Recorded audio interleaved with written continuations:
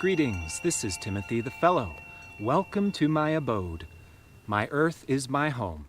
I've been here for a while, I'm planning on staying here for a while, and as a fellow human being, I am created out of the earth, one with the seasons and cycles of the earth.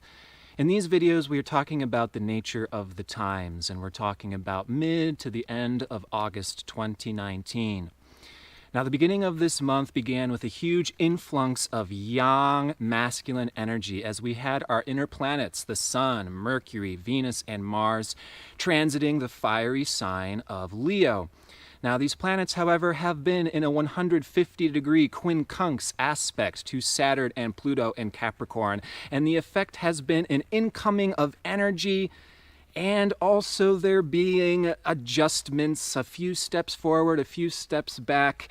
It's almost like revving an old motor that hasn't been run in so many years, and it's a little bit uncomfortable the way we have to position ourselves to yank on the pull cord and to get this motor going. Now, this few days, we're talking about the 9th to the 11th of August, we have Venus conjoining the Sun in Leo in a quincunx to Neptune. Now, this is really taking us into this journey of what is love, what are our heart's values, what is the very purpose, the meaning of our life, and what is our relationship to God, to life, to nature, and to the universe. And so we can be asking many questions at this time. Indeed, this can be a period of existential uncertainty, as well as a deep restlessness and instability that is inviting us to explore and experiment with our relationship to life, God, and nature, so to discover who we are and how we can form this relationship in the healthiest ways. So coming up tomorrow, August 11th, Jupiter will station direct at 14 degrees of Sagittarius, square to Neptune. This is one of the long-term transits we have been talking about throughout this year of 2019, which does bring a theme of existential uncertainty. This is an exploration into understanding what is the truth of consciousness, what is the truth of nature, what is our purpose in life, what is the meaning of existence. And this third quarter square, as we've been talking about, may be inviting more questions than answers. There may be missing pieces or extra information which is being brought up at this time that can really be stirring the pot, that may in fact be breaking down our older perspectives or philosophies or understanding of life. And indeed, this third quarter square point can be where this dissolving experience takes place. And that can be a little bit disconcerting. It can be a little bit unstable. There may not be a sense of where our philosophical spiritual journey is taking us yet, what that new understanding may be yet. It's as if we're in between. And this can bring up a huge amount of, again, uncertainty, asking questions. But if we can embrace this time and this period, if we can get down into admitting what we know and what we don't know and what we're uncertain about and what those bigger, vaster questions are that in general human beings are always asking and are almost supposed to be asking, considering our human experience, the human condition. And so there is absolutely this opportunity to come into a whole new understanding that can make us feel that much more fulfilled, that much more clear, that much more concise about reality and where our place in the world is. And yet I would say at this time, if anything, it's all up in the air. There may be not a good sense of what this is. And although this may be somewhat disconcerting again, this actually has the opportunity to stir the pot, to correct out any prior misunderstandings, to see where our blind spots are, and then to open up into fundamentally new possibilities, fundamentally new realities in terms of what is possible. And so Uranus, the same day, Jupiter stations direct, August 11th, Uranus stations retrograde at 6 degrees of Taurus, square to Mercury, as Mercury pulls into the sign of Leo on the same day. And so there is this huge unpredictability, this paradoxical, predictable, unpredictable period is what we experience when Uranus changes direction. And so again, things are changing and probably going to keep changing. And there is this sense of not totally completed right now. And I would say this is the healthy place to be. We don't have to be totally completed. We don't have to have the solution or the one-size-fits-all that we can apply to ourselves and everybody else that's going to make everything magical and perfect overnight. I would encourage to give ourselves the rest of this month to really explore and experiment in where we can bring this focus that does give us a greater sense of clarity and connection to the earth. But we need to allow this temporary period of experimentation and flexibility as there is new information coming in between Uranus and Jupiter. These are the big boundary pushing, exploring, pioneering planets. And this is saying, there's going to be new chapters, new understandings, revelation, disclosure. And yeah, it can be pretty weird. It's like the whole world just keeps getting weirder and weirder, and what life is all about is getting more and more surreal. And this, in many respects, is the effect, the feeling, the nature of Uranus, as Uranus is the planet that takes us into the future, and the future is unknown. The future is beyond what we have experienced and explored before. If we look back at human history, for example, there were times before, cultures knew that other cultures existed, before we were traveling the world and becoming interconnected, and there were very unique perspectives depending on where you were on the earth, the various cultures, the various religions, and they were different, and they all had gifts, and there also were parts that they focused on and parts that they weren't focused on. And then the world becomes interconnected, and it's like, oh my gosh, with the internet, it's almost information overload. There's so much more out there than we've ever known was even possible. And what Uranus does is really wake us up to this. And of course, we have a full moon coming up in a few days on August 15th in Uranus's sign of Aquarius. And we can really be feeling this divine discontent, this restlessness that is inviting us to push on those boundaries and break free and liberate ourselves into fundamentally new realities. It's as if we know at this time that there's something better out there, but we don't know exactly what that looks like yet. And so there's this creative tension to get there, and yet there's this need to explore through trial and error, to make mistakes, to make revisions, and just like a potter at the wheel, form this creation into something that will become an improvement, or a new perspective, or a new idea that introduces a whole new reality. Uranus can introduce the future that can be so new or so different, it can be weird, it can be foreign, it may seem extraterrestrial. And then we have to introduce ourselves to these new realities, these new perspectives, and explore them, test them out, really see what's working, really see what's being introduced here. Now, Jupiter is stationing on Uranus's own south node, and Jupiter is also in a quincunx to the moon's north node in Cancer. And so there's really this theme of getting to know humanity. Why are we in this given paradigm? What has happened to shape these past perspectives, these past wounds? For example, our anxiety can be more dialed up these days as Uranus rules the nervous system, square to Mercury, another co-ruler of the nervous system. Our mind can be like a washing machine, going very, very, very fast. So much information, so many things to look at.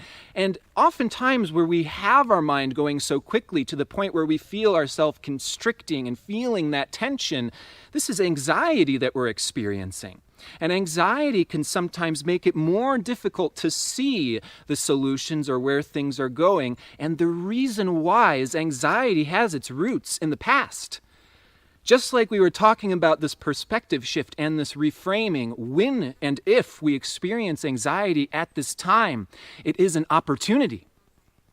Yes, we need the meditation, the workout regimen, the various tools and teachings that are for the most part popular and all pervasive out there in the world to rest and to take care of ourselves and to calm our nervous system. Good and wonderful.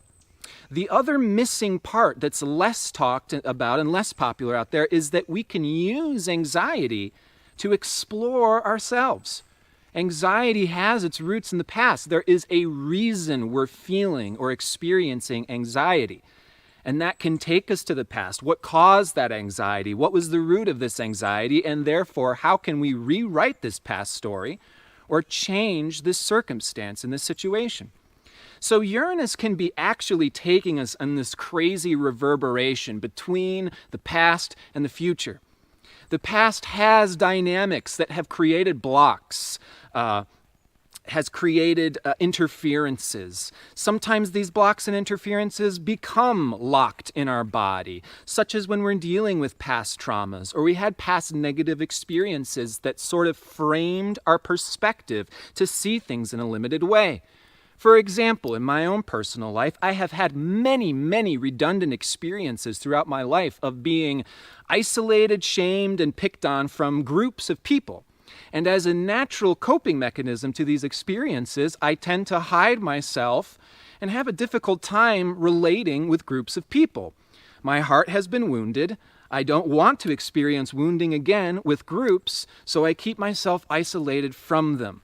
And yet that isolation has in itself all of this pain. It's like preserving the isolation. And so by understanding the anxiety, it takes me into the past to see these past traumas. And now I see, even though my relationship with groups can presently be challenging because I'm healing this past trauma, that's the opportunity.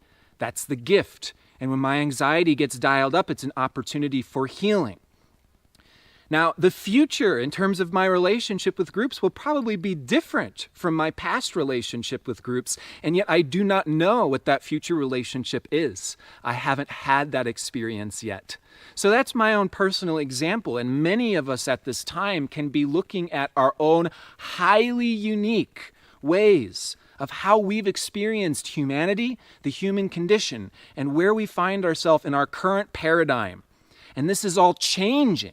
And Uranus wants to wake us up.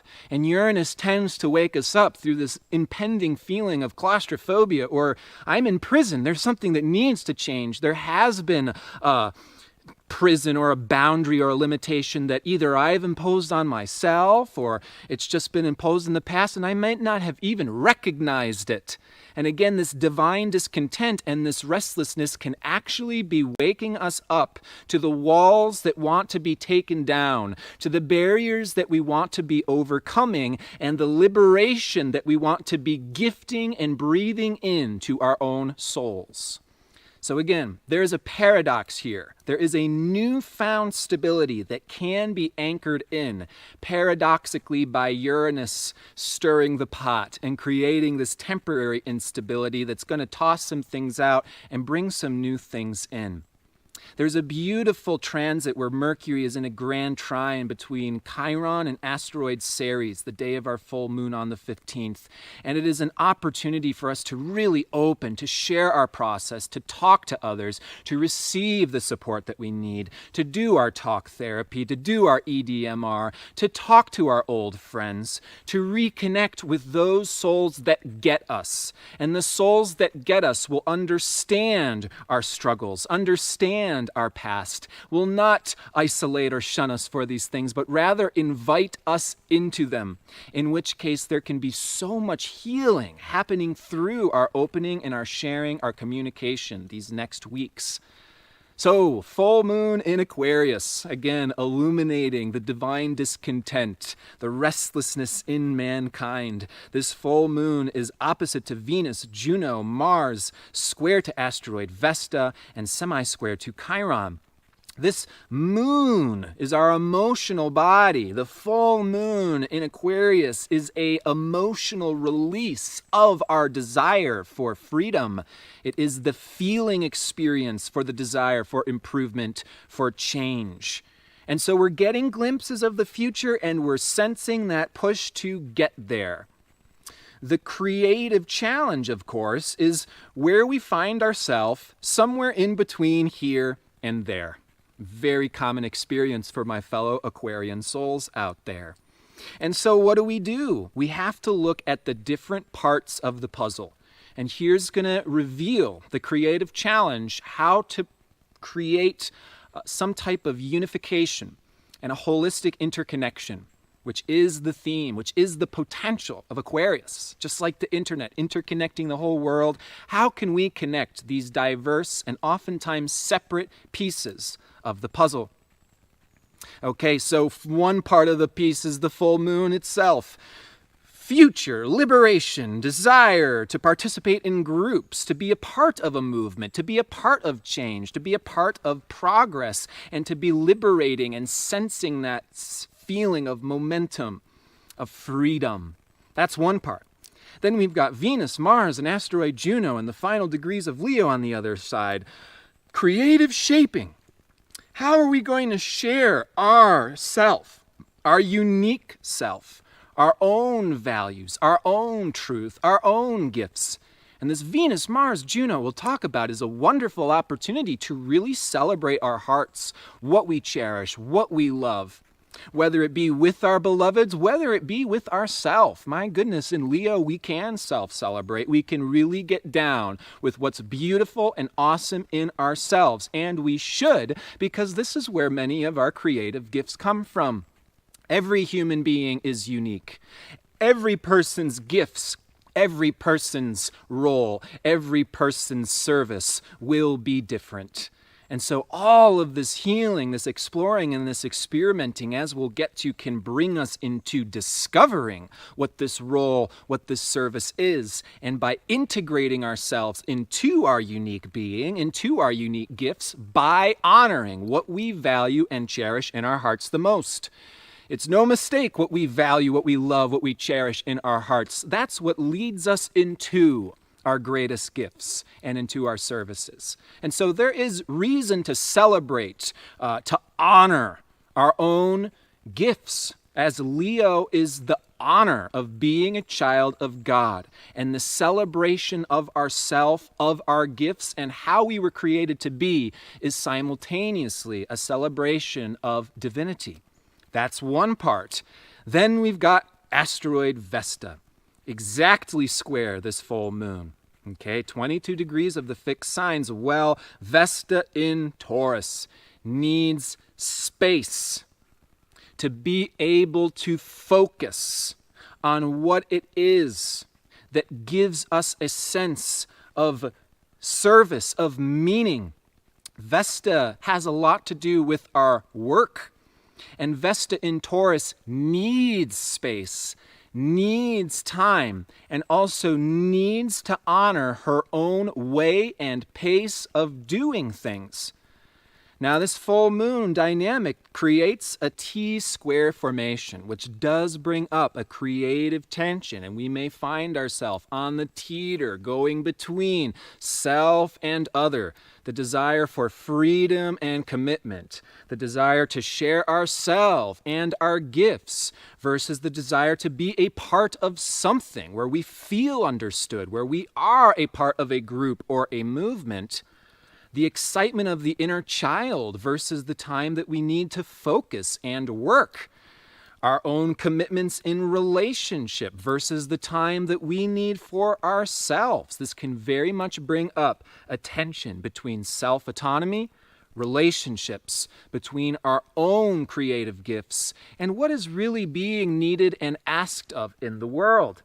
And the opportunity is for us to creatively experiment, to creatively explore in terms of how we can potentially bring these diverse and sometimes opposite facets together under one roof, under one focus that does allow for us to commit and be devoted to simultaneously what matters and what is fulfilling to ourselves. And while this may seem like a challenge and we may be really sorting out, okay, this feels good, but it doesn't work, and this works, but it's kind of limiting and oppressive, I'm going to say that we all can do this. We all have gifts to offer the world that is ahead of its time, that's new, that's different, that's bringing things into the future, that's offering improvements. And we can simultaneously feel really good, really satisfied, and really fulfilled by what we're doing and what we're offering. And this experimental phase is to run those tests, do the trial and error, make mistakes, and see how we can bring these diverse pieces together. We want to bridge, Aquarius, all of the parts of ourself. And we may feel at times cornered or stuck in the different facets of our part, of ourself. Again, isolation can be a theme with Aquarius, and we get isolated in ourselves, or we isolate parts of ourself.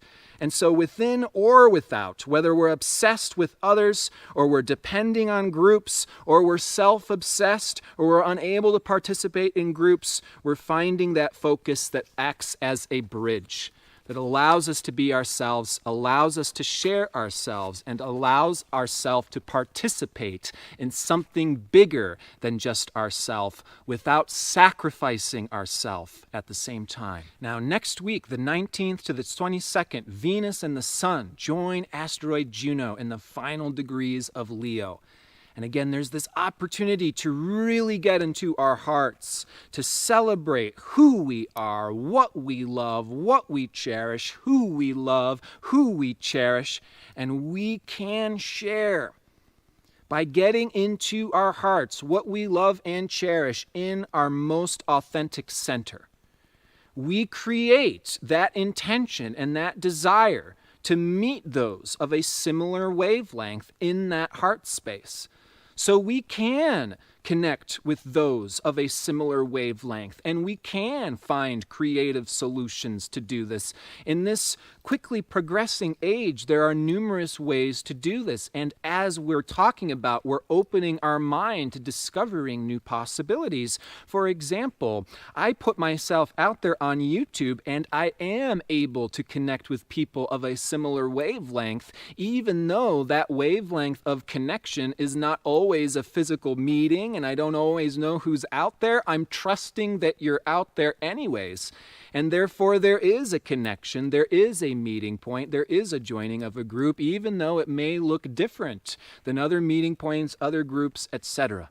So there's this opportunity to find ourselves, to share ourselves, and to be a part of something that feels new, feels fresh, and feels really, really clean. And this is going to take us through the rest of this month into September as well. As Mars enters Virgo, Sunday, August 18th, Venus enters Virgo, Wednesday, August 21st, and then the two conjoin together, Saturday, August 24th, in the early degrees of Virgo. This is a back-to-earth type of energy, taking us from the end of August into the beginning of September. Back to reality, finding that focus, finding the rhythm. Mars in Virgo can put his head down, find that routine, find the schedule that really works effectively, that allows you to feel healthy as well as empowered, clear, and clean. This is what the sign of Virgo is all about, as Virgo locates, identifies, and then removes any obstructions. Virgo polishes the mirror. Virgo removes any impurities. Virgo, very healthy, very clean, very focused on improvement. Venus, moving back into Virgo, is devotional service. The opportunity for Virgo coming out of Leo is to find our human role, to find our relationship to others that is in service.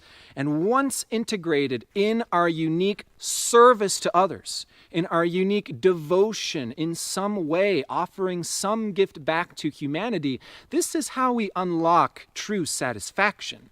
This is how we unlock the potential of our heart of happiness. We can't shortcut there. We can't do it other people's way. We have to discover our God-given role, talents, and gifts that is a part of our nature, that is a part of our truth, and then turning that into some offering, some service, some healing, whether that be on the surface or beneath the surface, given back to humanity. It brings the greatest sense of fulfillment and connection. And that sense of connection is we are contributing to something bigger than just ourselves. That Virgo-Pisces polarity is really the polarity of alchemy, of unlocking our spiritual truth. And the wisdom of Virgo is in humility, in being small. And paradoxically, just how, if we live in a dirty room, we may get depressed. And if we wake up in the morning and we just focus on cleaning the room, yes, this may be a mundane, sort of black and white, A, B, C, D procedural type of activity, but it's so empowering. And similarly, whether it be the mailman delivering mail, or whether it be the crocheter, knitting a sweater, or those who use japa mala beads to do their chanting, this is simple, repetitive, redundant work that brings us into a transcendental state that unlocks the sense of being connected to the universe, and we feel fulfilled, we feel really, really good. So this is our opportunity. I would say we can really experiment through the rest of this month. Full moon in Aquarius. Who are we? What are we doing? What is life? What is nature? What does it mean to be a human born on this planet in this particular day and age? And then we have the opportunity to roll up our sleeves. And coming up at the end of the month, we have Venus and Mars joining together in the early degrees of Virgo, also square to Ceres and quincunx to Chiron. So we've got a fair amount of Chiron going on. And we are doing the necessary work. And we are healing our relationship to ourselves, our relationship to others, our relationship to our bodies. Vesta in Taurus is certainly going to want us to pay attention to our bodies. This is a huge key into dealing with anxiety and unraveling all of these things. What is our body informing us of? What do we really need? What is that emotion? What is that energy? What is that intuition coming from inside? And so this is leading us into the work that we're doing. It's like an itchy sweater, for example. This is where Virgo typically begins. And that itch is awaking us to the work. The dirty room is an itchy situation. I feel gross. I feel unorganized. It's not comfortable. And so we start cleaning. And then cleaning the room pays it forward. And you know what the result of? Feeling reborn, feeling refreshed. It's like taking a great shower, We come out with this fresh feeling skin, and we're a whole new person, and we washed away the whole day. We're refreshed, we're centered, and we're aligned. And so experiment, and then we're discovering a focus, and then we're focusing, we're getting down to business, we're rolling up our sleeves, and we're cleaning up our lives. It may be the smallest, most mundane work that unlocks the greatest breakthrough, eureka moment, liberation. It may be the smallest service that becomes the most powerful meditation. It might be the most simple, mundane seeming practice that causes the greatest amount of enlightenment. So again, take this month to explore, to experiment, test out the waters. I'm going to be doing another raffle. Check out the link below. While we're dealing with all of this Uranus, I'm going to be giving away my Uranus material and workshop. You can win this material in the raffle. You can also win a birth chart reading from myself, or you can win a couple months free subscription to my Patreon community. So check out the link below if you're interested in that raffle. Again, I am wishing the best of you as we're doing Uranus, as we're blowing the old out of the water, discovering the new dimensions, the new possibilities that introduce fundamentally new realities. Wishing you the best on your exploration and discovery into finding your new clean focus. Please, as always, take care.